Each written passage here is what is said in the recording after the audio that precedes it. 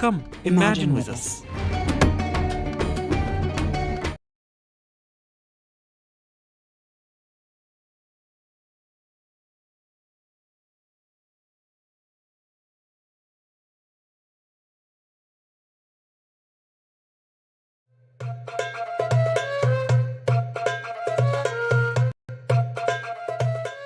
Can and may we, in present-day Berlin, imagine a Middle East unified in peace and equality?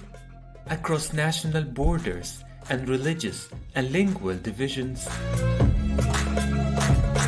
With literature, discourse, and music. Cinema, performance, poetry, special feminist and queer discussions. The 4-day Middle East Union Festival, with guests from all over the world, makes this vision seen within reach and invites you to freely explore ideas of utopia.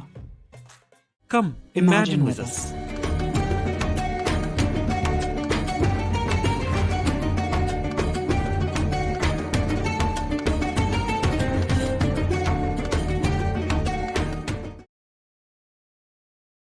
Hello everybody and welcome to the Festival of the Middle East Union. I'm very, very happy and excited having you all here now with us. We have a really interesting and exciting program with a panel of diverse landscape of cinematography.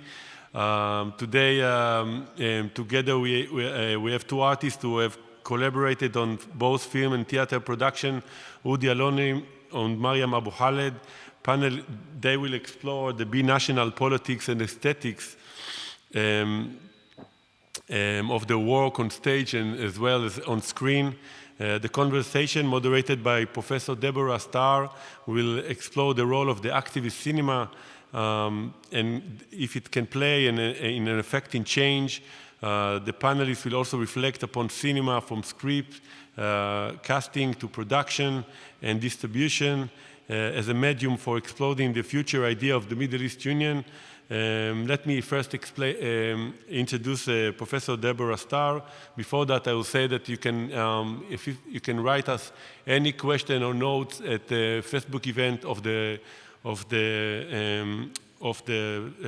event, and or getting to it through the site middle-east-union.de/en.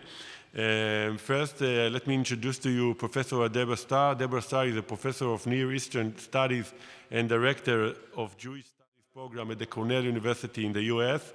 She writes and teaches about issues of identity and intercommunal exchange in the Middle Eastern literature and film, with a focus on Jews of Egypt. She's the author of Remembering Cosmopolitical Egypt, Literature, Culture, and Empire, that was published in 2009 in Routledge Publishers, and also co-editor with Sasson Somech of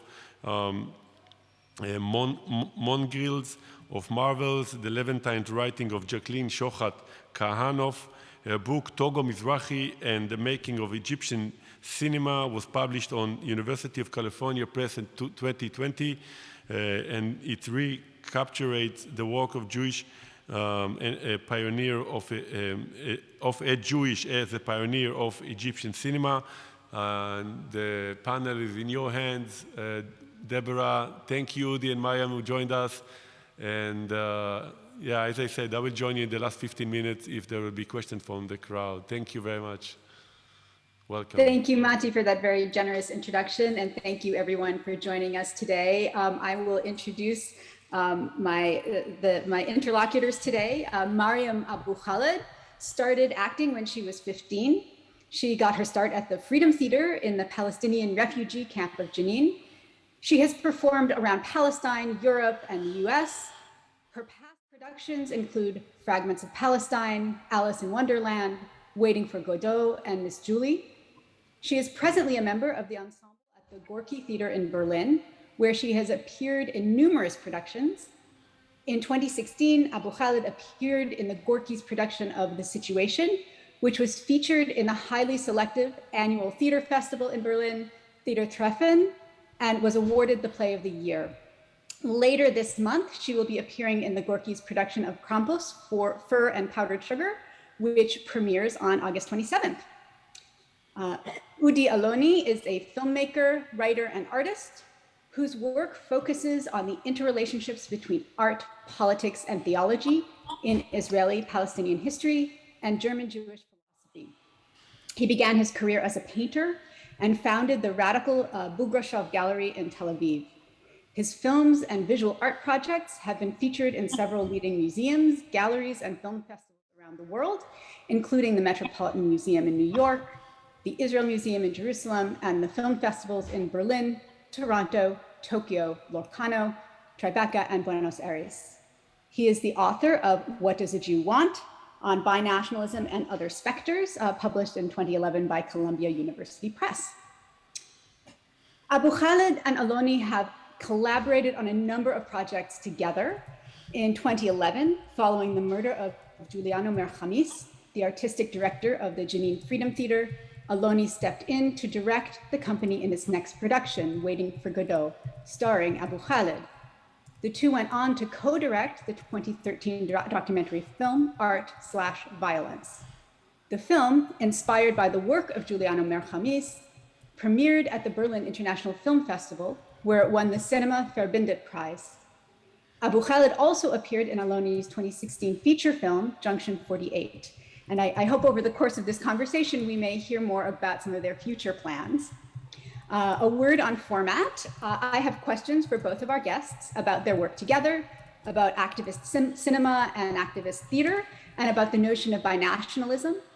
I would also like to reiterate the invitation to the audience to submit questions via Facebook. We will collect your questions and incorporate some of them into the conversation a little later in the program. During the course of our conversation, we will be showing clips from some of Maryam and Udi's joint projects. So thank you again for joining us, and thank you, Udi and Maryam. So I'd like to start out, Maryam, to hear from you about how you started acting and how you found your way into theater. Hi everyone. Thank you so much, Deborah. How I start acting?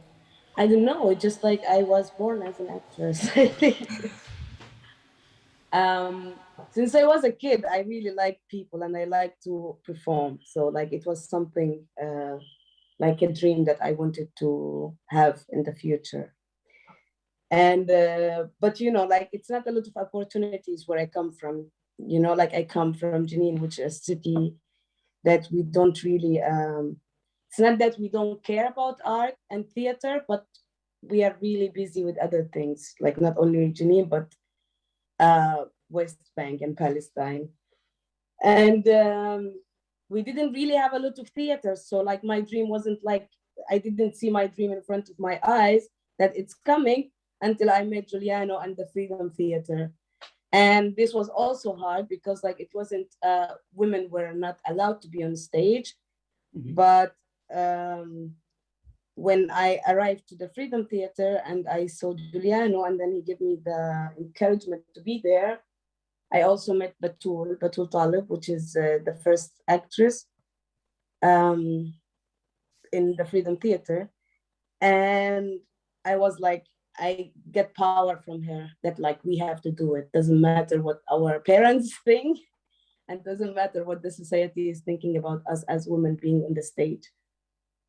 And there we started with Giuliano, like we needed to really trusted him in this journey and like to fight for our rights on the stage. And there we find like a lot of freedom, like speech freedom, where we can just like stand on the stage and like describe ourselves freely with through the theater and art. And yeah, it wouldn't be easy without the Freedom Theater and without Giuliano. So thank God that we had someone like Giuliano at that time. Thank you. I'd like to take us now to look, you ended, the two of you worked together to create this film about Giuliano and about his impact.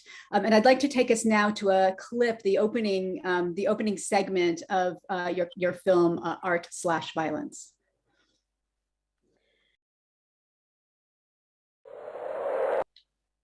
with Giuliano, we were like doing, like theater, and we learned a lot about theater and about our rights as women, as, like me, as Black, as a Palestinian, as women, and like, so many things we had to do together until we met another interesting guy, Udi Aloni, and he came to Jenin, and it was like very scary for us to see like the first Jewish Israeli guy was like coming with Giuliano, because like Giuliano for us was like more Palestinian, who spoke Arabic, and everything was like we didn't really think about him as an Israeli Jew. But with Udi was like a bit scary for us. It's like, okay, his best friend, we trust too, but like, who's this guy? And then like maybe at first it was scary, but then when he used to come like every week, Udi, like twice a week, or like every week and something like that, and he present his movies there, and we were like, as actors, we're like, we adore his work. And then like in a personal level, we also, because Udi is like a kid, like you can't really not to love him, and you have to get rid of the idea that this guy is an Israeli and we don't know what is his history. And we were really scared of him until like he proved that like, no, like all I want to do here is art, and is like this, like we want to get to know each other in the artistic level and all these kind of things. And then Giuliano got killed. And the first person after, like when Giuliano got killed, the first phone call was like from Udi, like to know like how are we doing and where are we and all these kind of things. And we were like, really, it was a shocking moment for us. And Udi came and he took us and hugged us as a group first, as if like in a human level, like that we lost our beloved teacher. And he's like, he was everything for us at that moment, like we are lost. We don't know what to do without him, because we start this, and to fight without a leader, it's really hard. Now you are alone. Now you have to fight alone. And Aloni came, he took us to Ramallah. And then, it took us time to grieve, like it's not from the beginning we start to work, but no, we grieved a bit. And then we said, okay, but let's do something with this grief. Let's build something together, because like we wanted immediately to continue the legacy of Giuliano, to just like be on the stage. We didn't really think about ourselves, that we wanted to just like become famous actresses and actors and to blah blah. No, we just like wanted to continue his legacy, because we were sure that he was killed because of us. This is our thoughts at the beginning. It's like because of like the revolution he did in Jenin. And our responsibility was there to just like to make him happy, and to make him happy to continue what he started. And with Udi, we did Waiting for Godot, and it was a success. And it was like also healing at the same time to be on the stage and doing theater. And then we had the camera all the time with us, only because we wanted to, like it's good to that there is a cameras following you all the time, just like for us, And then we come out with the idea of art violence, because we had a lot of time together, just like sitting and exploring ideas. And we had a lot of materials that we wanted to show, because like this is the only way as artists to just like speak about your emotions, to do something like stage. Yes, it's good, but also why not to do it like in a video to show like. And it wasn't enough until now, like we can't do whatever we do, it's not enough for Giuliano. And we said like, why not to do something small just for Giuliano? So yeah, it was our journey with Giuliano and the group and Udi. And I think it was the best combination, because like for us was like the first person who's closer to us after Giuliano was Udi, like talking about myself now. And I'm sure that the others, Batul at least, think the same. Thank you. Could we please show the clip, the opening clip from Art Violence?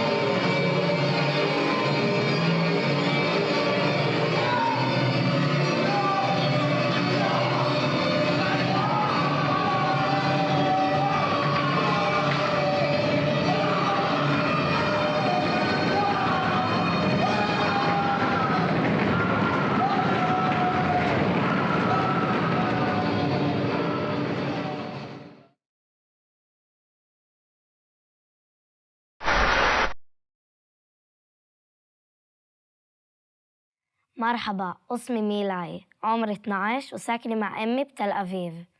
סבתא שלי, ארנה מאיר, הייתה חיילת יהודייה במלחמה של 48, ולאחר המלחמה, דווקא מכולם, התחתנה עם קומוניסט פלסטיני, סליבה חמיס. יחד הם ניסו לשנות את העולם, ועל הדרך הביאו את אבא שלי, ג'וליאנו מר חמיס. אבא עבר לגור במחנה הפליטין ג'נין, ושם הקים את תיאטרון החופש, מסרח אל-חוריה, איפה שסבתא שלי, ארנה, הקימה את התיאטרון לילדים. כשהייתי מסתובבת בתיאטרון עם החברות שלי, אף אחד לא יכול לדמיין שאני גם ישראלית. במסרח אל-חוריה הכרתי את מרים ובתול, הסטודנטיות של אבא שלי. ומול אותו תיאטרון שאבא שלי הקים, שם הוא נרצח.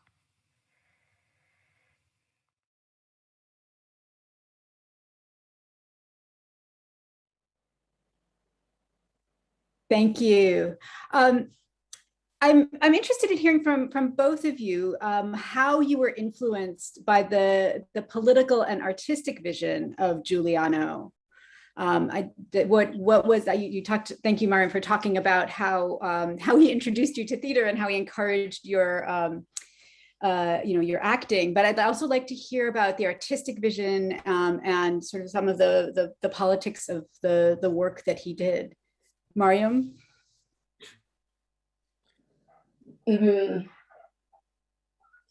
Yeah, it was like really like, it changed my life. Like I would say, like that someone was encouraging you to speak up and to take a lead, like to know your rights and like to know that you are doing rights and stay doing rights. This is something like I would describe Giuliano as like if you are living in a darkness and you see a light, so Giuliano is the light for this like darkness way.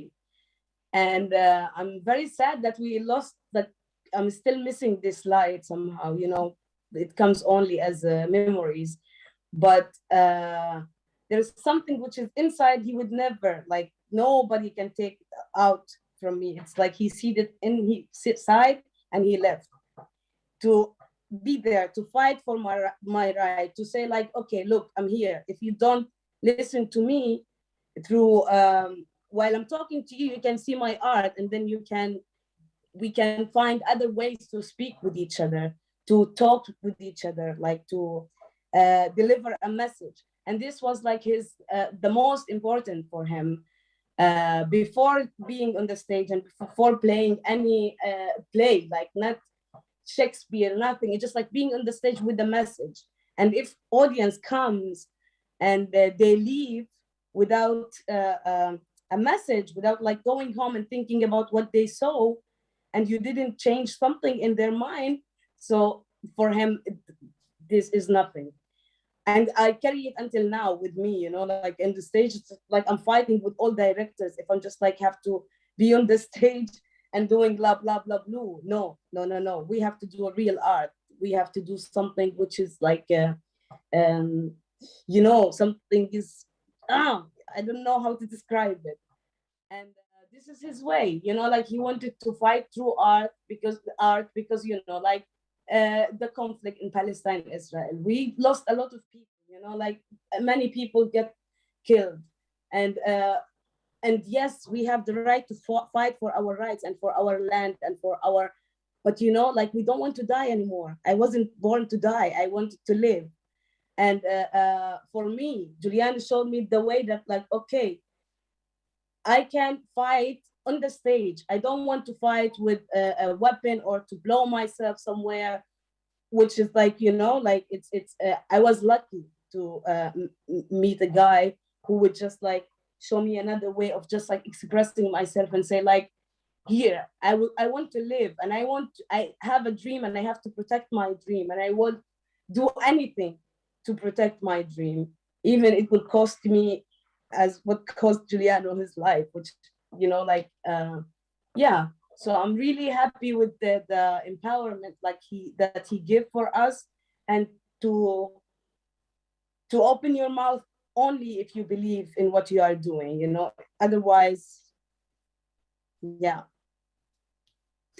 Thank you. Udi, can you share with us some of your reflections on the ways that Giuliano influenced, you were influenced by his political and artistic vision?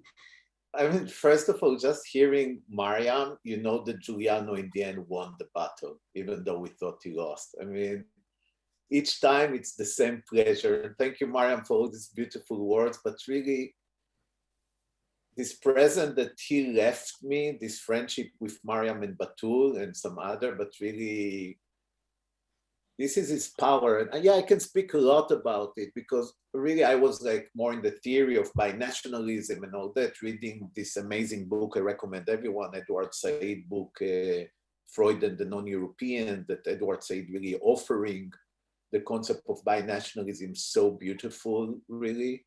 And I'm not going into this theory now. If later we want to speak, I think I learned how to do it short, but it's one for me. His book wasn't for me a theoretical book, it was a call. And when I finished this book and I heard this call, suddenly I got a real call from Giuliano. And whoever knew Giuliano, this guy's like the most charismatic, good-looking, talented person in our region. And when he tell you come, you come. Like you don't ask questions. And he kind of dared me. He said, listen, I'm very expressive. I have a great group of actors that do theater, but we have to learn them to do cinema. And I need you because you do like more small moves because we are very close, Giuliano and me, but very different temper. And I said, okay, I'll come, I'll teach them cinema. And Giuliano and me started to work on a film that called Antigone in Jenin refugee camp. So we had like working in the theater and we doing our own writing. And then what happened, I felt that is Edward Said taught us the theory, Giuliano taught me the dance, the moves of binationalism. This was so like, this combination of you know, the time we said he's not half Palestinian, half Jew, he's 100% Palestinian, 100% Jew. He's really 100% everything. And the way that he grew up in a Marxist background and understand the discourse insights creates we were comrades, like we were writing each other text when we needed. And at night we were doing study, writing together, Alice, at daytime really doing it. And to try to explain one thing of what Maryam spoke, because why we called it art violence, because we don't do theater to stop violence. We believe that the oppressed have the right for violence. Like we don't now condemn it. We just want to offer a different way. We want to offer a place, as I said, the violence of the oppressed is always justified, but it's not always necessary. And I think that what Giuliano did, he created a big space where violence is not necessary because he's offering a different way of struggle. And it's included in one hand, the theater he did, in the other hand, that BDS is a good example of a non-violence, creating a space of non-violence. And it comes from a guy that had a lot of rage, Giuliano, you know, so it was so powerful. And I like to tell the story instead of like going to theory. Like they asked me like, okay, let's shoot a short film. This film has to be that Maryam is going like to do different thing and going to be killed and murdered by someone, not clear if on honors or not. Like we start to shoot, and we have to shoot in the camp because it's all in Jenin refugee camp, not in the city. It's very different, and we all live in their area of up there, and we have to said, okay, they want us to drive in the small place, going up and shoot Maryam. So we said, okay, and I was there with the car of my mom, ex-minister of the Israeli government. And we said, okay, the only one who can drive in is Zacharias Beidi. He was like the #1 wanted by the Israeli army. Suddenly, and best friend of Jordan, and he's the one who can drive reverse and this run away. So he take the car of my mom, and we are shooting it, driving so fast. And I said, what crazy it is, like going and we're shooting, and then come the night, and we have to shoot the shooting on Maryam at night. And my job is to teach cinema, not to teach revolution. Sometimes because what you ask is very important. Like Giuliano and me said, high quality is resistance. we didn't try to do like low quality or not theater of the oppressed that was influences at the beginning, but to create high quality art is resistance. And to see Maryam as one of the best actors I ever seen, this is resistance. It's not important if she play Shakespeare now. It's not important whatever. This is resistance, because against all the oppression, an amazing actress came up. So we are there shooting. So I said, first of all, we need light, because I want to teach lighting at night. It's very important, the formalism. We shouldn't give up on that. It's not all text. So I said, guys, I need light. We don't have light for cinema. So one of them said, no problem, we steal it from the theater. We go up, they steal like a big project from the theater, we're coming there. Then there is a small crew, we are up there. Maryam has to be there. And then one of our actors has to shoot a gun. And Mustafa is shooting Rabia Al-Rahamo, is a very good actor of us that died 1 year after. That was a big trauma for Maryam after. I don't know if we'll speak about it, but we should remind him with love here, one of our best friends. And I told Mustafa, okay, after I will teach you how to do After Effects to make the sound. He said, no, a real shooting has to be a real shooting. You don't understand, we have to see the bullet come out, don't fake it. So Zakaria said, no problem, here is my gun, I can do a shooting and put a real bullet in. I said, what are you doing? He said, no, you will shoot. Then he explained me what I do. You will shoot short my hand, and then you cut it to Rabia hand, and it will look a real shooting. So then 1 a.m., I'm holding like that, the projector, holding it on this. Mustafa is shooting with his camera, Zakaria shooting his gun. Maryam a bit on the side, that the shooting will not be on her, and then after we have to put her in. Alhamdulillah. I said 1 o'clock. This is usually when the Israeli army got coming in to kidnap one kid or to destroy a house or something, because people don't know it. The Israeli army every day go and kidnap people. They also kidnap one of our actors, and the authority collaborate with them. They disappear. We see the authority disappear. The Israeli army come and like really kidnap a kid, they destroy things. And I'm like that and said, whoa. Now, if they come, they see an Israeli Jewish guy with his hand up, number one wanted person from Jenin with a gun with bullets. And so this is like the end. And suddenly I start to laugh and laugh and laugh. And Jewel asked me, why are you laughing, Udi? Look, I said, because I realized my job here. We really show how the second intifada is shooting a bullet. The third intifada is shooting with a camera. And we're moving it to the new generation, to the cultural intifada, from the real intifada, respecting both of them, but moving to shooting a camera and not shooting a gun. And really all my job there is to know to put the light correctly, that this story will be told.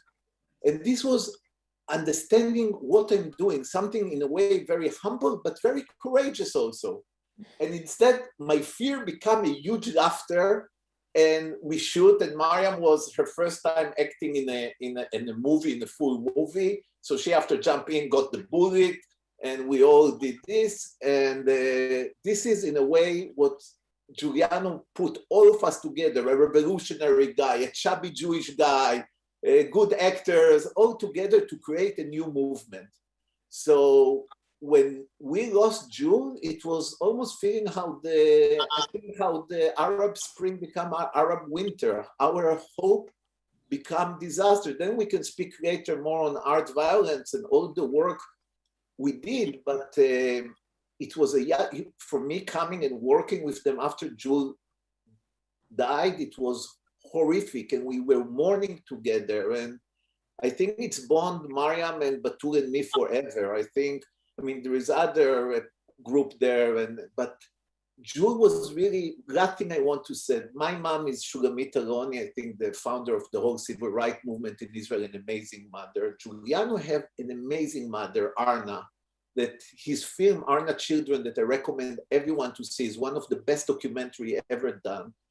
And Arna was also an extremely strong woman that opened a theater in Jenin. And then the way I saw him pushing Maryam and Batul and told me, Udi, whatever happened, those going to be stars. And they're going to be amazing because I feel it as an artist.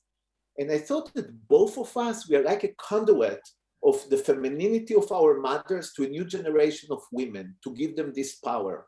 And I feel that like in a bit Arna and my mom is a legacy that we gave after to Maryam and to Batul and to other women that were really leading, because after Batul put by herself a whole production, Peter Pan in Jenin against all odds, everyone fighter.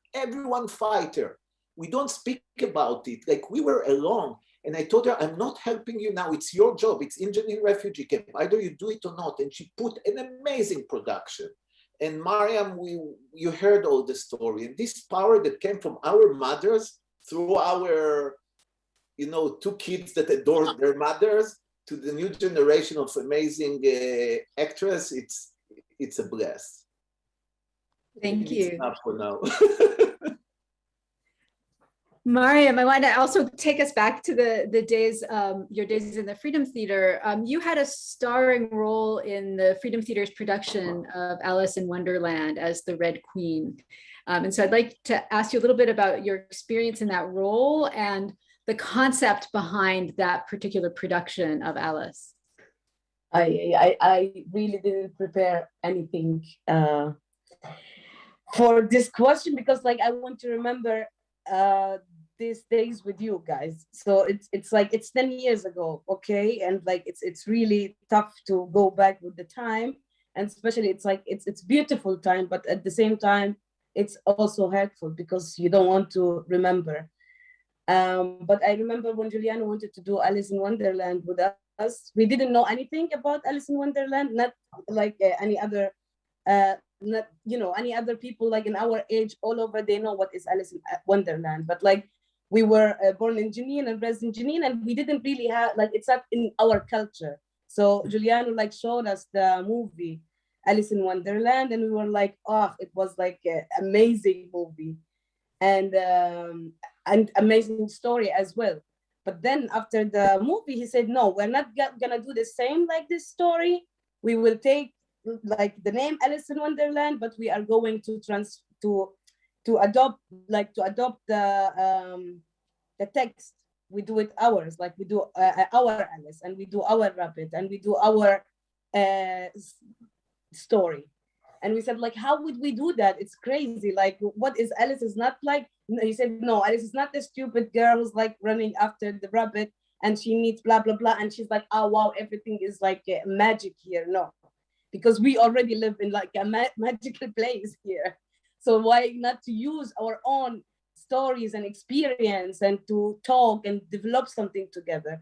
And this was like amazing, like, because he wanted like Alice to be like the strong Palestinian woman who take a lead and say like, I'm not gonna do what you want me to do if it's not right for me. I want to do what I want to do, and then you deal with it if you don't like it.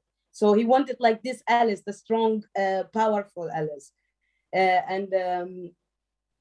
Yeah, so Batul was like playing Alice, and like when we talked about like the Red Queen, because I didn't like it, I like, my ego, I wanted like the main role, why Batul is taking Alice. And when he talked to me and he said like, yes, why not to take the Red Queen? It's a queen, it's amazing, and let's talk about it. And I'm like, okay, what is the Red Queen is doing here?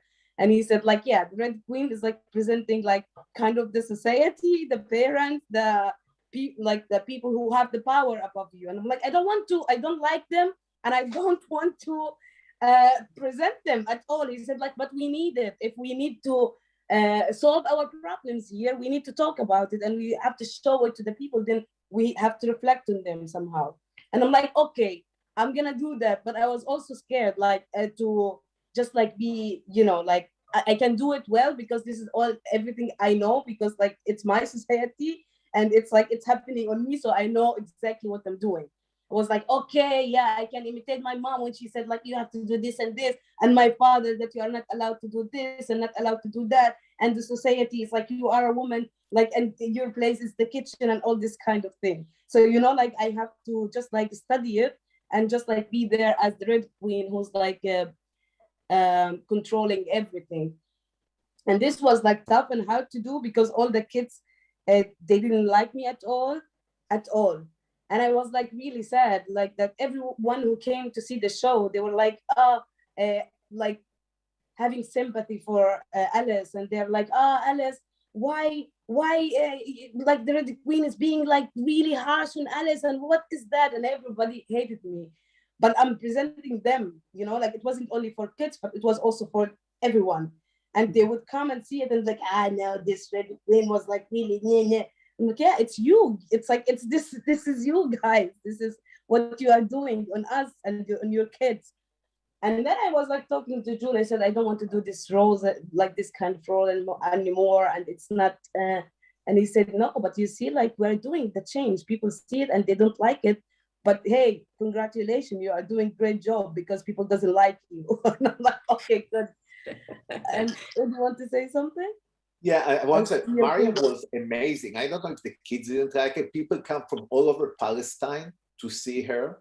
It was amazing. Now, all this project for me, theoretically, I understood how radical Giuliano is, if I can put some theory, because they do rehearsal in the morning. Then at night he came home because I was sleeping.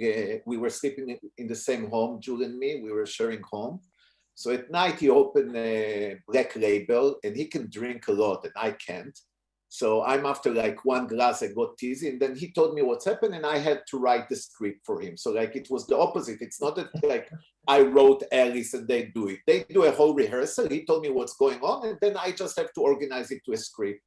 And when I got one really drunk too fast, really me drunk is one glass, just to explain it.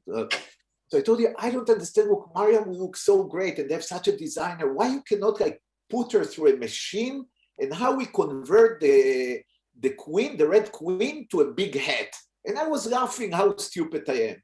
And I fall asleep around 10:30 in the morning. Joe wake me up. He said, come, I have to drive you down to the theater because we live up. We drive down and he showed me how they're building this machine that Maryam is going in as a queen, as the Red Queen, and becoming this big hat of the crazy hat man. And the way like things we thought at night, he with working with, so it was a process. He worked with them, got a lot of information from them, brought at night, we writing it, go back to an amazing team from all over the world that came to help him. And another thing, Jules said, I want a big stage that we cannot move it around Palestine. People will have to come to Jenin in order to see it. It was a force, they have to come into Jenin. And then I understood what Alain Badiou, the philosopher, when he wrote about art, he said there is militant art and regular art. It doesn't say what is better or not. But the militant art is presentation, it's not representation. Because regular theater, we know we're going to see two Shakespeare, one Ibsen, one radical stuff, and one local thing. And we all know in the audience go a year and know what, except in Jenin, they didn't know nothing. So it's, you have to create also the audience, like Jules was driving with his car, Maryam was sitting on the car as the Black Queen on the car and calling people to, what? Red, not Black Queen. Red Black Queen. I'm a Black Queen in life, but you have to see this event. Maryam is up there on the car sitting with all her dress, calling people. They thought we have one show or two shows. This show never ended. People came from all over seeing it and seeing it. And we have this idea that this will be the Jenin refugee camp. This place will be the center for the North Palestine, totally different cut. If we speak about binationalism, it's not the green line or something. North Palestine for Jews, it's been Haifa, Nazareth, Nablus, Jenin. You know, it's a whole different way of cutting this place from the river to the sea.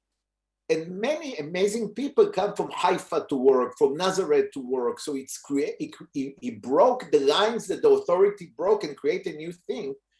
And really, 2 weeks before he was murdered, we took also over the cinema Jenin. And we thought that if it will work, he's going to create a huge space for all culture and recreate the Palestinian culture in a different way that the negotiation is open. And this vision is still with us. And it started with this amazing play that was Alice. And everyone adored Maryam there. People who hate her maybe was the 5-year-old kid that were afraid. People didn't stop speaking on her as the Red Queen. No, but also it was amazing play, you know, like also adding to because we built something from nothing, you know, like the stage and the ideas that he would talk with Udi. Next day, he would just like come and talk to the technician there. And we really don't have like the money to bring the machines. And the machine that Udi was talking about, it was built out of like metal things, which like people would throw in the street. And the technician did just like, they bring everything in, they put it together and they color it with some colors. And they said, what about this machine? I said, like, wow, this is great. We can just like make a hole and this, and then they add something electric into it to show that it's like, oh, this is a big thing. And even the stage, like he wanted a stage that we, like, you know, a stage which is moving. Mm-hmm. And normally stages which is moving, it's like, you don't see who's moving the stage. Suddenly you see the stage moving. But like he created his own way to move the stage. He cut the stage and he put two big metal thing, and he asked two actors to move the stage. So we would do it all together, you know, like it was crazy. And I miss this kind of like, I miss it so much. And the audience, it's not like here in Germany, where you would just like put it on internet and then like, oh, it's sold out. No. Like people would not like come and pay ticket. And as Udi said, once Jules saw that people are not coming, what is wrong with them? Like he wanted, yes, there's people who came from Nazareth and Haifa and Lod and all over, but like still Jenin audience, it was the most important for us because we are doing it for Jenin and in Jenin and for Jenin people first, because we want them to know what is going on in this theater that it's in. So he put me on his car and I was like wearing the Red Queen, and I was scared, really. Like I was scared that like, okay, now it's really crazy for people to see someone on the car with like a full costume and like sitting there full confident with like I would appear like a queen, but from the inside I'm like, what they are thinking about me? What is it like? I'm going to be killed now, you know, like that's it for me. That's it. Ciao, ciao, everyone. This was scary, but it was like a really good way to just like invite people and tell them like, come on, it's theater. It's only just come and don't pay ticket. Just like come and watch our what we are doing. It's so interesting. That was actually a really beautiful segue. I'd like to give the audience a chance to see Maryam in the costume of the Red Queen, both on stage and in the streets. So if we could please show the clip from Art Violence with Maryam as the Red Queen.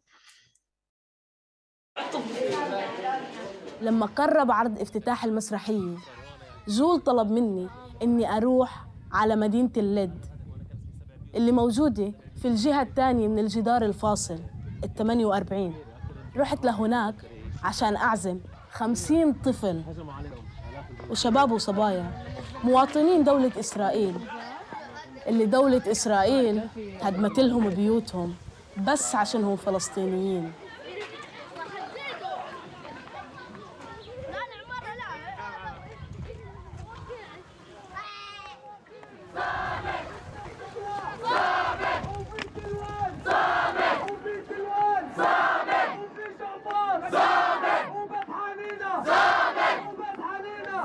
بطريقي لللد شرحوا لي إنه لما اليهود بنوا حارة بدون ترخيص، الدولة ما هدمت لهمش ولا بيت. غير هيك بنوا لأطفالهم جسر عشان ما ينأذوش وهم بيلعبوا بالبسكليتات في سكة الترين. بس لما قرروا إنهم يفتحوا شارع بين القبور، قررت دولة إسرائيل إنها تهدم بيوت ناس فلسطينية عايشين عشان ما تخربش مقابر ناس يهود ميتين. وبأصعب يوم شتاء في السنة راح 50 طفل من عائلة أبو عيد على المدرسة بس عشان يرجعوا يلاقوا 7 من بيوتهم مهدومة، وكل اللي قدروا يعملوه إنهم يدوروا على أشيائهم الشخصية بين هدم البيوت.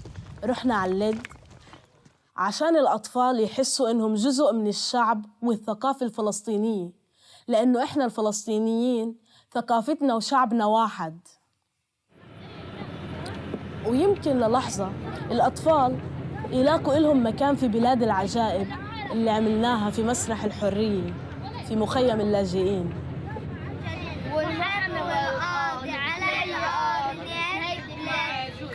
الآلية بتصير في المقابرة اختارية ديمقراطية والله معزية من كتر ما النقص العربية ابلك ولدك ولد اسمه عملية انفجارية وهنا ديت إرهابية يعني ضربتني وبكيت سبعتني واشتكيت لما ذكرتك انك بديت نطيت وحكيت ما انتوا بتخلوا ولاد صغار يرموا حجار تجولت بين هدم البيوت عند عيلة أبو عيد بأواعي الملك الحمراء. ما كنتش عارفة إذا أنا كنت معصبة أو مبسوطة أو مبينة هبلة بهاي الأواعي.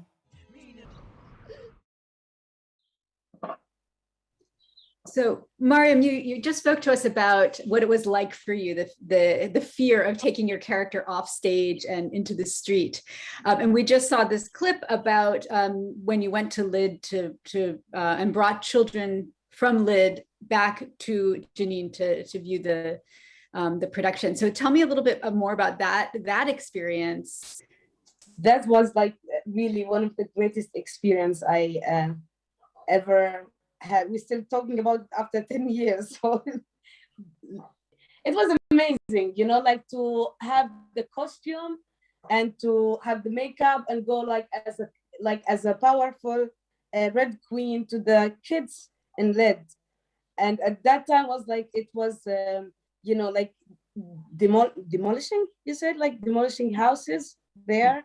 And the kids, like, for sure, they were like in a terrible situation. They were busy with all this kind of traumas in their life. And I had the pleasure and the opportunity to go and take these kids and hug them like as a Red Queen, even though I was like, I think 19. I can't remember how old I was. I was like 19 years old, and I felt like this, like a mother, you know, like to hold these kids and to bring them to Jenin. We're also dealing with a lot of like traumatized kids, but like to hug them and say like, come, look, we have like Alice in Wonderland for you as a show, to give something for this little kids. You feel powerful already without the costume and without the makeup. But Udi can tell you a lot about it because he do love this moment a lot. Udi, you have the mic. Sweetie. Listen, this for, you know, because this was a really act against the whole Israeli apartheid regime. And it's very important because we speak so much about art. It's very important to speak from which position we're speaking. In Red is the one of our dearest friend, comrade, brother is Tamer Nafar, the rapper that with him after I did Junction 48. But we are like so close. Tamer, it was really Giuliano and me, and Tamer and me.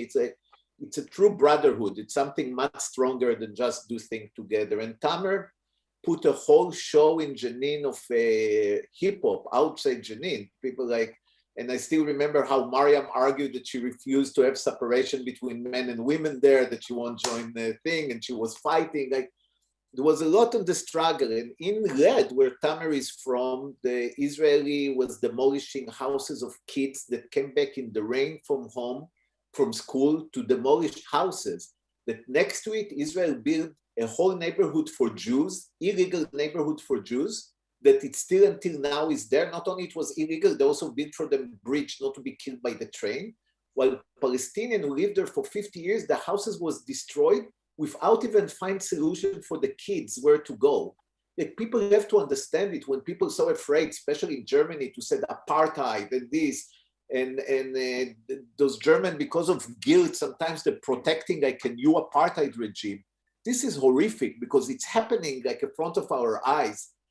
And then Tamer told me, you know, people think that at least the Palestinian of 48, the citizen of Israel, they feel better, but they said they don't even have identity of Palestinian. They don't have the minimum, and that's why they will go to crime or something, because they cannot even have what they belong to.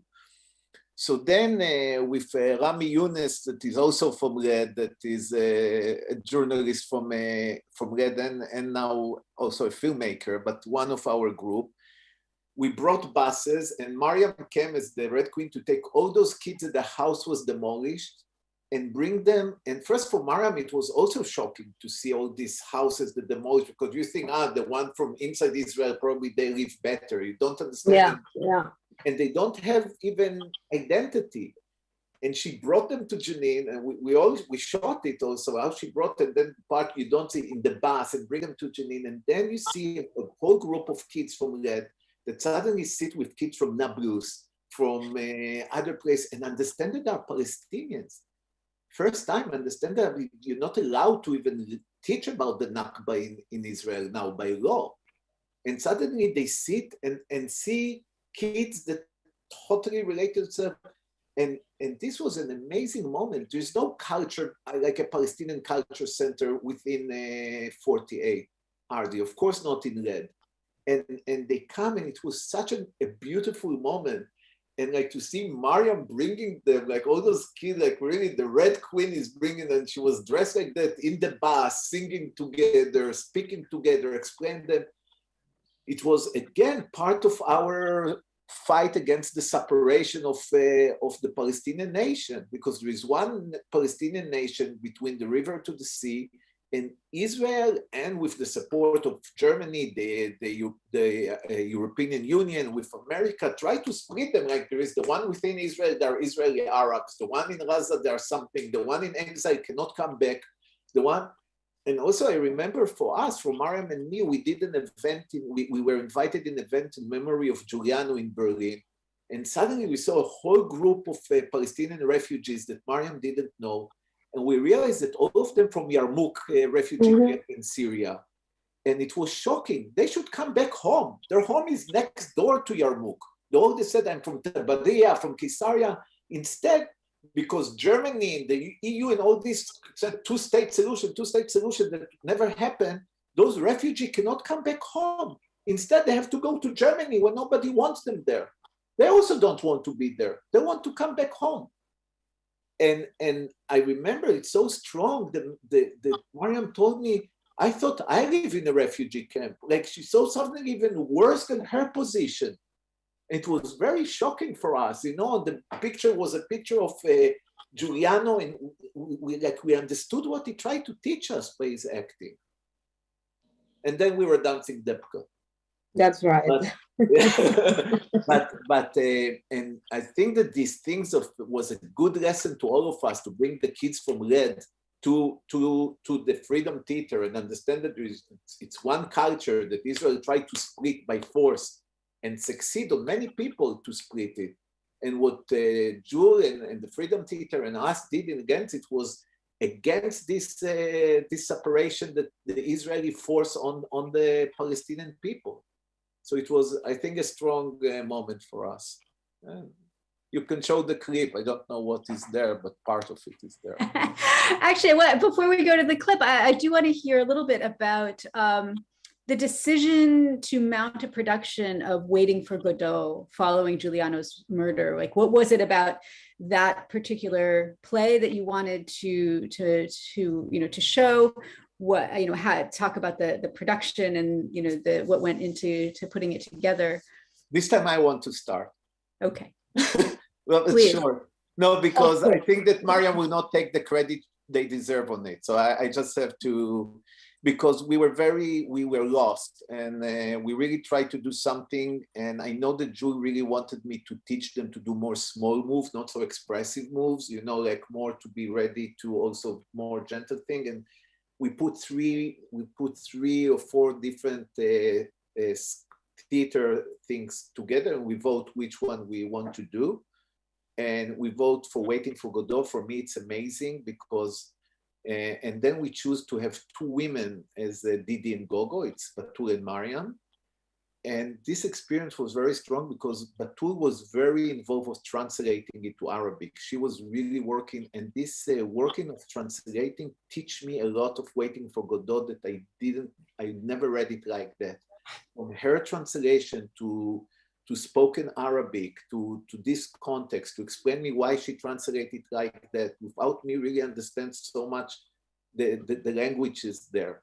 It was such an amazing insight of learning Waiting for Godot. And Maryam and Batul did like such a fascinating work as Didi and Gogo that for me as a director, it was the moment I said that I start to learn from them. Really, I'm serious. I know Maryam always laughing when I said it, but they were amazing teacher for me by the interpretation of this text. And when we come to show it in Europe, after she can tell more about what's happened but and in Europe and in the States, the Godot estate, right? Like we got rumors that they want to stop it because women act it, and they don't allow that women will act Didi and Gogo. And I said that we didn't come to America and Europe to show them how great we can play Beckett. I think we came to explain them how today they cannot understand Beckett. And the Maryam and Batul, what they taught me, and I was open for it, I thought it can take how Beckett can be read today, much more accurate to the time it was written, of two refugees that sitting nowhere and creating hope against all hope. And I think it was, for me, an amazing experience. And I think that's what Maryam and Batul did there. It's brilliant. And then in the middle, that Maryam can speak more, the Israeli kidnap our Pozzo, like Rami, and we have to play it without Rami, and it was horrific how they tried not to make us doing it, and we did it. Okay, that's just I want to say, because I think that Maryam wouldn't speak so proudly how she and Batul really make this happen so amazingly. So you said everything that I wanted to say. I mean, like we had the same experience. We also learned a lot, you know, and as how Udi described it, it was also like a very tough period of time for us. We didn't really want to keep going with the idea of theater and stage, but at the same time we have to, because like we don't want to give up and we want to continue, as I said, the legacy of Giuliano. And we just like decided to do Waiting for Godot. And you didn't say why we call it While Waiting later. They didn't allow us to take the name, no? So we changed it. But like Waiting for Godot, for us, we translated into our own pain and our own experience with Giuliano, like waiting for something to happen. You're waiting, and nothing. He will not come back. Like you are always talking about him, and having Milay, also his daughter, with us, and she was like a kid on the stage. This was really powerful. And like me, Batul and Milay are leading this play and just like going all over with it. Like we went to so many guest performance with it, and this was like an amazing experience for us. Yeah, the boys didn't like it because they want to, you know, like they are Arabs first and they want to take the lead. But we were like, no, we are taking over now. We're just like taking it and enjoy it. And this was like amazing, really, really good. It's just like talking about your pain, talking about your experience with this guy, thinking about Godot, but like at the same time thinking about Giuliano as Godot, and thinking and waiting and waiting. It's all about waiting. We have a lot of moments on the stage just like being there and just silent, nothing, just like waiting. And there is moments where we are discussing about our rights, and when Batul or me, I can't remember who said what, but there is a moment where we talk about our rights. Like, did we give up our rights? I said like, no. What was the sentence? They took our rights and said, no, we gave them up. No, we give them up. And this is also like, it's like the feelings, it's just like you put it in the stage and it's the text, but at the same time, it's like we are talking as me, Batul and Milay and the other heroes talking about, you know, our emotions and like our life with Giuliano. But audience would just like think that, okay, this is Beckett and this is Waiting for Godot, but it's not. It's us. There was two anecdote there. First, we had 3 lackeys, not one.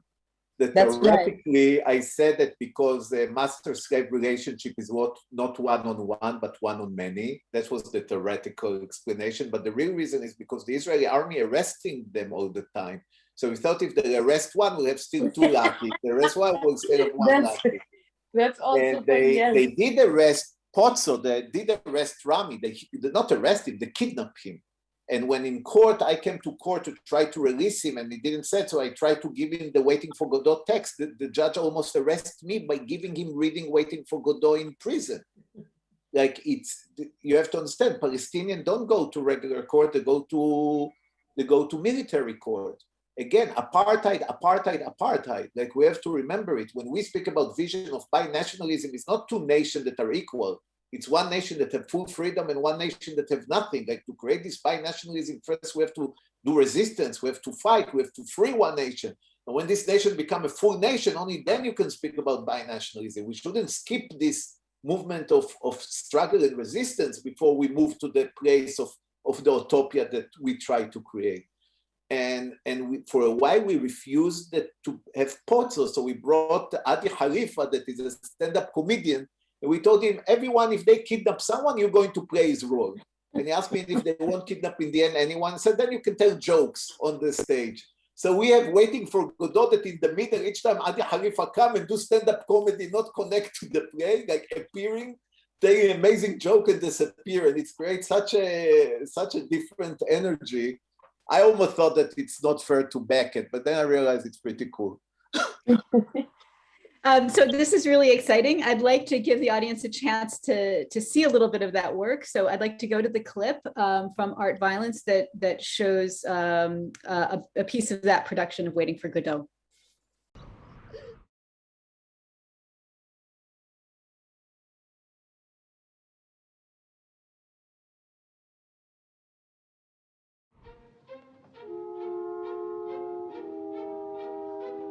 Militant art is the art of the weak, the person who barely exists in the public sphere, the person whose density is hardly noticed in the political world.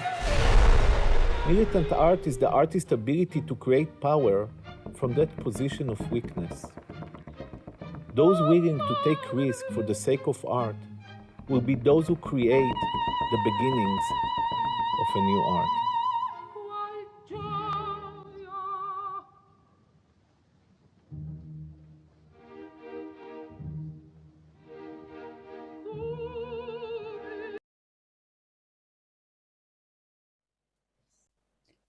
Udi, so picking up on some of what you were just talking about, I would like to hear more. In this voiceover, you define militant art. You've already referred to the quote, "Militant art is the art of the weak." But in this clip, you conclude with the statement, "Those willing to take risk for the sake of art will be those who create the beginnings of a new art." And I would like to hear you reflect on that. I mean, how does this production attempt to create new art? In what ways, sort of expanding on where you started there, in what ways do you see this production as a form of militant art? Listen, you don't really get it, I think, how huge risk Maryam and Batul were taking. I don't think they get it. I don't think that I took any real risk. I mean, for me, I want to be so, I mean, if I use the contemporary thing, as a white Jewish kid, I have to do a lot in order to risk myself. I allow democracy built for me in a way, but so in order, I think sometimes I join even the boycott just that the community will excommunicate me. I felt so. Maryam and Batul are two young women, extremely talented, that lost a very powerful person that protect them, and have to be there by themselves, fighting for what they learned in a society that nobody wanted them to be there. Because it's not that they're doing what the authority wants or this, that, the free spirit of Palestine in a way, and therefore the free spirit of the world. And to say that how the power of the weak, and this is things that I have to give this, because we brought many people to the Maryam spent also a lot of time with Slavoj Žižek and speaking about communism. We create a place of intellectual life and physical thing. But those words of Badiou that usually is so militant in his big text on truth, when he speaks in art, he grabs something that really, really touched me, because we felt very weak. You have to understand that we were exiled in exile. We're in Ramallah. We live in free life in Ramallah. They live in community. People will kick them out from one home to the other. And they're doing art. They're doing art. They're like the people from Jenin refugee camp, and they tell the people of Ramallah how to act. Like some people in Ramallah didn't want even that Israeli Jew will direct it. So Rabia Ali Raham called them, and because Rabia before he was a fighter in the Al-Aqsa Brigade. And he told them, Udi was with me in the camp. He was with me in the fight. You tell me that he cannot direct me. You have to come now and see the show. And he made them come to see the show. Like there was brotherhood. That there was, because we were so weak, we were very strong together. And then there is one moment when Didi put on Gogo a kind of a quote, something, and tell him rest, like try to make him feel more secure. And I understand that in all this pessimism, there is this place of brotherhood, of comrade, of small gestures, that from that a movement can be recreated. And I think that when you think about Jews that even killed, but you see, like, if you speak with Salah Bakri, if you speak with Alai, if you speak with Tamer, this spirit of him is existing in many, many artists. And it's growing. And this is militant art because it's art that invented itself. Now, in the last fights, the last uprising in Israel, that suddenly it was in Lod and Haifa when the Israelis go after the 48ers and the police help settlers to throw stone and to shoot and to destroy places, and they mark houses of Palestinians in Haifa. Who were there on the street? Was the Tamer and Russia and Firaz, the all amazing artists, top artists that have to leave their art and be on the street on the front. And one of our actresses from our film was beaten by the police. And non-Israeli artists, Jewish artists joined them to the struggle because they do art. They are so clean, and those people in the same time, and that's why the Palestinian art becoming so fascinating. I don't romanticize it. The opposite. It's become a universal symbol of possibility when art from inside is part of a struggle, but doesn't do art on the struggle.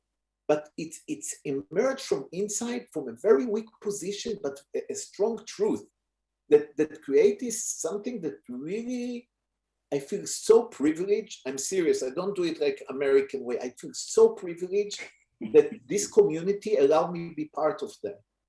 I feel so privileged that Tamer allowed me to do Junction 48. I feel so privileged that Maryam Simi is really, really, really part of her family and not someone that come from outside now.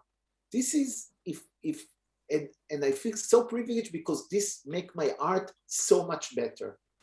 It's make maybe less successful, more successful. I don't know, Junction did extremely well, so I can't complain, but make me much, much better artist. And this is the possibility of listen and understand that there is something that I will never be able to feel, but I will be able to be part of it. And this is personally, I feel so lucky. And and sometimes we're very depressed because Maryam sometimes do stuff she doesn't want to do in Berlin, but sometimes something comes and it's amazing for her. And I have to compromise sometimes or not. But in the end, there is a movement that, inshallah, is again, but you told me one, the revolution is always a surprise, never a result. Inshallah, one day something will erase from it. But in the meantime, we are in a very interesting journey. Thank you. And wow, that was like, I just tried to, so many questions. I got it. Sorry. Jewel got into me. So I'm curious about how, through this collaboration on stage and the work that you've done up to this point, how did you come around to making when did you decide to make a film, to document and to make the film Art Violence about this, this process about, I think we were shooting. We didn't know. Maryam and Batul was extremely engaged. Then Rabia was who died, and they moved a bit to stay in my place in Tel Aviv. It was a hard time when Rabia died in Ramallah. And I think that it was really the way Maryam said. Well, we have so much material, and it was a process of a morning, and we start to work on it and edit it. And not sure even if it become a movie or not, but we work. And also Maryam and Batul was sitting first time in front of an editing thing. And it was like, it was also very important for us. Like we wasn't sure that we want to like to make it as a movie. It was like something for us and memories for us, like to go through the material and just like watch it, because you know, like sometimes you are busy when people is with you, you are busy, you're not really seeing clearly. And sometimes if you have videos, if you have photos, you just like want to see. So this what happened. No, we were just like going through the memories, like what was it, what even though it was like a very short time, but we wanted to go through these materials together and put it and cut it together. And even when we sent it to the Berlin Film Festival, and they were amazed by it, accepted, and then suddenly I told them, no, we cannot do it because it's such a low quality, because we didn't have any money. So it was really, they said, no, I don't want to do it. And then a friend here in New York, Oren, heard about that we rejected it because it's a low quality, and Jules said that only high quality is resistance. So he got us for free 2 weeks of online, one of the top online plays. And in 2 weeks, they make this film in such a high quality. And I called back to the Berlin Film Festival and said, okay, maybe it's a good quality now. And we didn't believe even that we'll get it. It was really the biggest prize for documentary, but we were just wanted to share.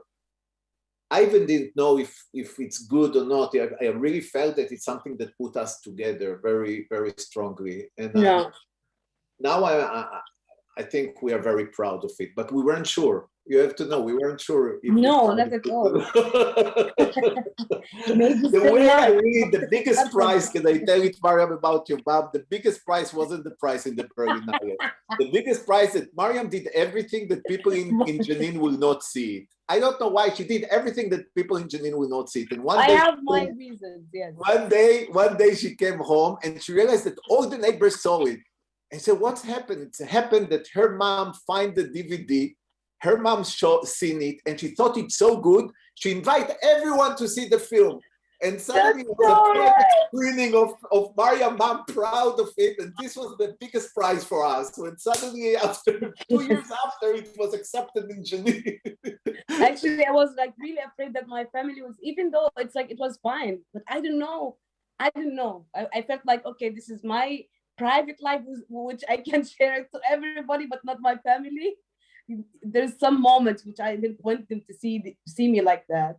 And then just like, I don't know, maybe she was like looking into my stuff and she found the DVD and she opened it and she was like, oh, my daughter is an actress, even though it's like a documentary, you know. But she was so happy to see me in the screen and she was like really touched by the movie. And she invited everyone, like all my neighbors, like women sitting there, and they just like watching, like, look at my daughter, she's talking about women rights, while she was like cooking and, you know, cleaning the kitchen, but still being proud of me of not doing that. And I would never do that. Thank you. That's really great discussion about the project. I understand that we can go a few minutes over because we started a few minutes late. Mati has a question, and then I'd like to return to ask one final question of the two of you. Mati? Yeah, actually it's two questions. Maryam, you in the film you're going from Jenin, refugee Palestinian camp to lead, and now symbolically and practically you went to Berlin.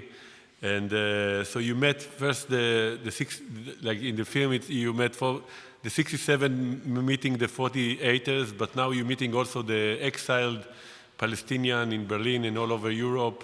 And we know that as a growing after the last escalation and everything, there was a big, you could see that there's a big connection to between the world understanding the Palestinian life matters as Black life matters. And how is your feeling going out from, you know, from inside Palestine and to Berlin, to the Europe, to living outside of the Middle East and to connect to the exiled Palestinian community and to the rest of the world? Yeah, you know, like when I moved to Berlin, I didn't know that I would stay in Berlin. I came only for like 2 weeks, and now like I'm 5-6 years here, and so everything like shocking for me. it took me time to integrate and adapt to this like new culture and new freedom and new society and new culture. You know, like it's a huge shock for me. Like, what is that?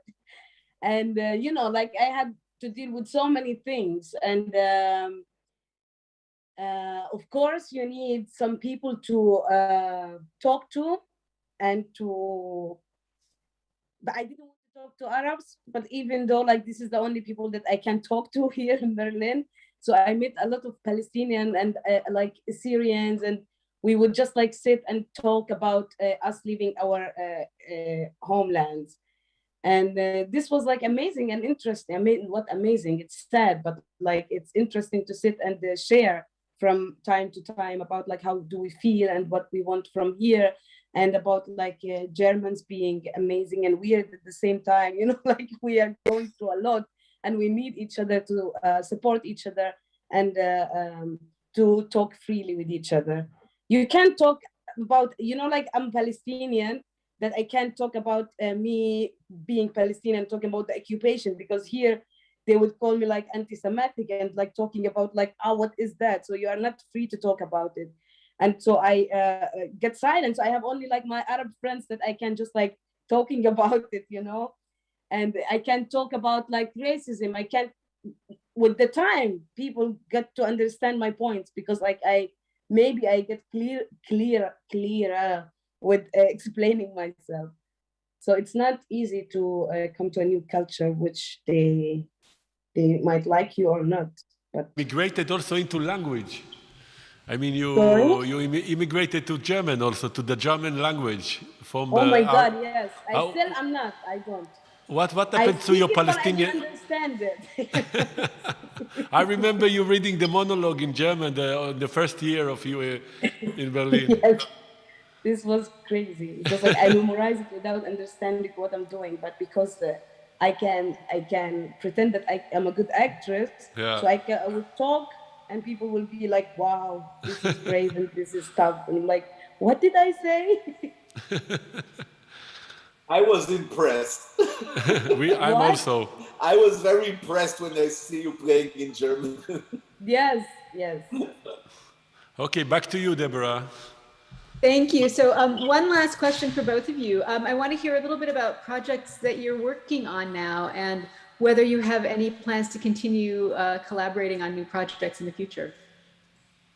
There is something, yes, that Maryam know a little bit about it, because I'm still writing and present it. But you know, in Antigone Engineering Refugee Camp was the first movie that she has to play with Batu, that Giuliano and me were writing together, and it's never happened. And I felt that I cannot do it without Jul. It was such a project together.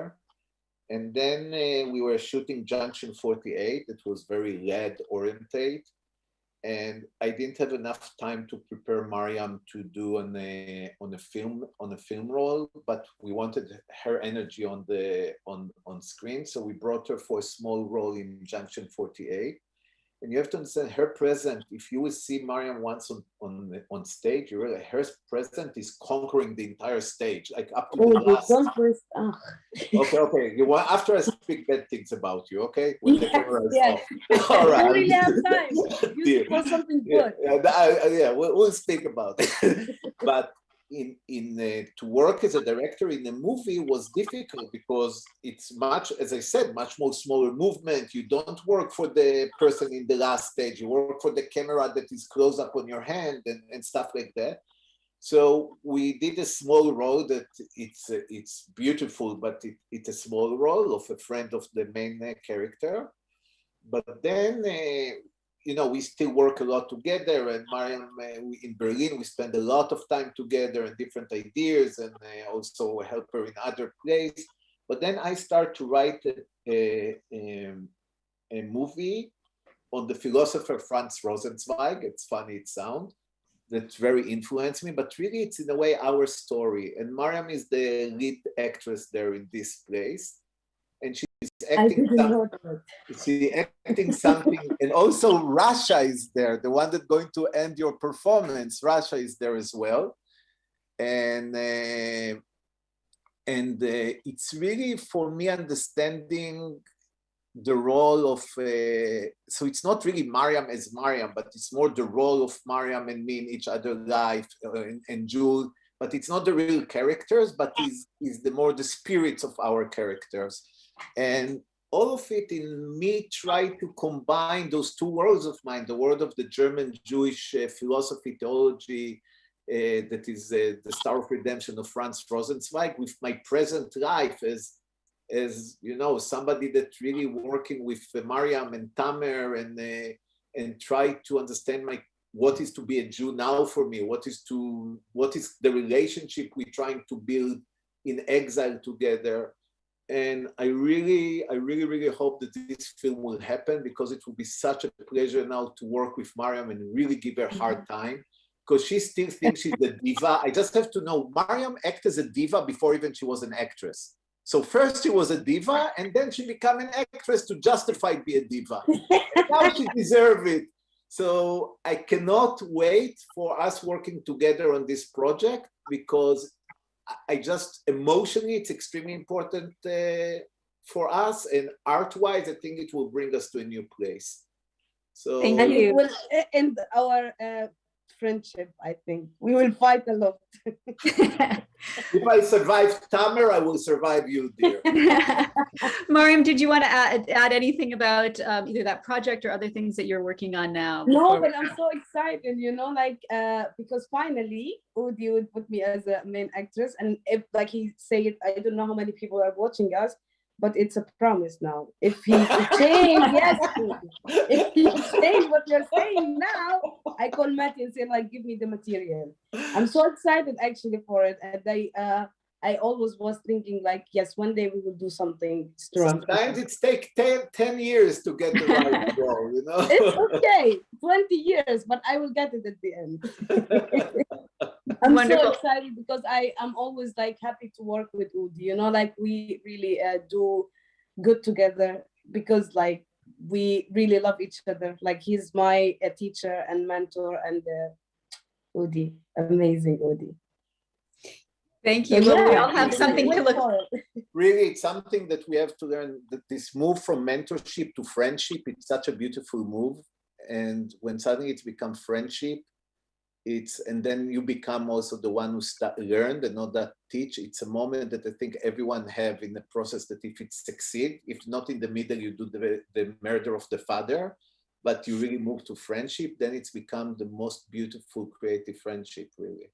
And that's why I'm so excited for this work together now, when she worked with so many other directors that adore her, that she can bring now her knowledge back. It will be really, really beautiful.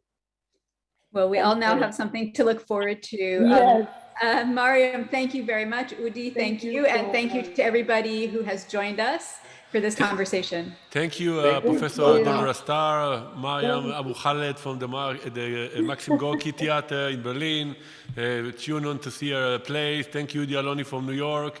And also we're waiting for your new films, as well as for the Amiri Baraka documentary. And thank you all for watching us, part of the Middle East Union. Thank you, guests, for the lovely panel and interesting, like how to do art under occupation in all this mess of conflict and oppression and apartheid. And it's a great honor to have all of you together.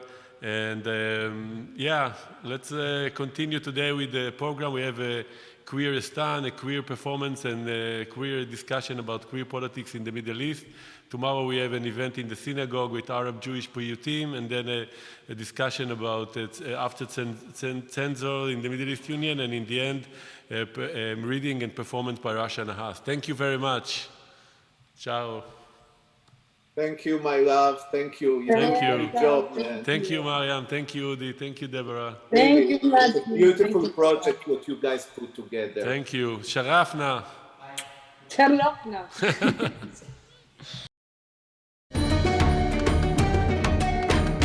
Come, imagine with us.